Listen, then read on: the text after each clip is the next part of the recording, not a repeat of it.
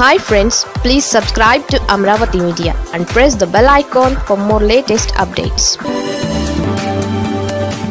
వచ్చే ఎన్నికలలో దువ్వాడ టార్గెట్ ఇదే.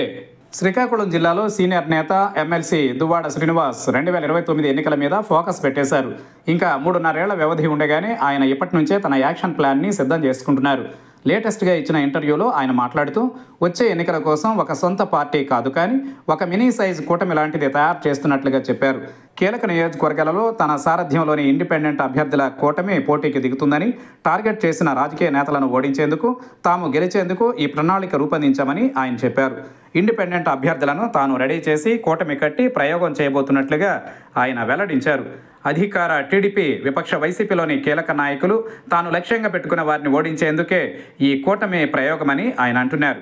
వైసీపీలో తన సస్పెన్షన్కి కారణమైన మాజీ మంత్రులు ధర్మాన బ్రదర్స్ మీద, అలాగే కింజారపు ఫ్యామిలీ మీద తమ కూటమి పోటీ చేస్తుందని చెబుతున్నారు. శ్రీకాకుళంలో ధర్మాన ప్రసాదరావు మీద, నర్సన్నపేటలో ధర్మాన కృష్ణదాస్ మీద, టెక్కలిలో అచ్చెన్నాయుడు మీద, అలాగే పలాసలో కూడా అభ్యర్థులను పెడతామని చెప్పారు. బలమైన సామాజిక వర్గానికి చెందిన దువ్వాడ శ్రీనివాస్ ఇండిపెండెంట్లతో కూటమి తయారు చేయడం ద్వారా తన రాజకీయ బలాన్ని వచ్చే ఎన్నికలలో ప్రదర్శించాలని చూస్తున్నారని అంటున్నారు. అధికార విపక్షాలను ఒకే సమయంలో ఎదిరించడం, ఇండిపెండెంట్ అభ్యర్థులను బరిలోకి దించడం అన్నది దువ్వాడ యాక్షన్ ప్లాన్ అయినా అది ఎంతవరకు ఫలిస్తుందన్నది చూడాల్సి ఉంది అని అంటున్నారు. రాజకీయాలు మారిపోయాయి, గతంలోలా ఇండిపెండెంట్లు గెలవడం లేదని అంటున్నారు.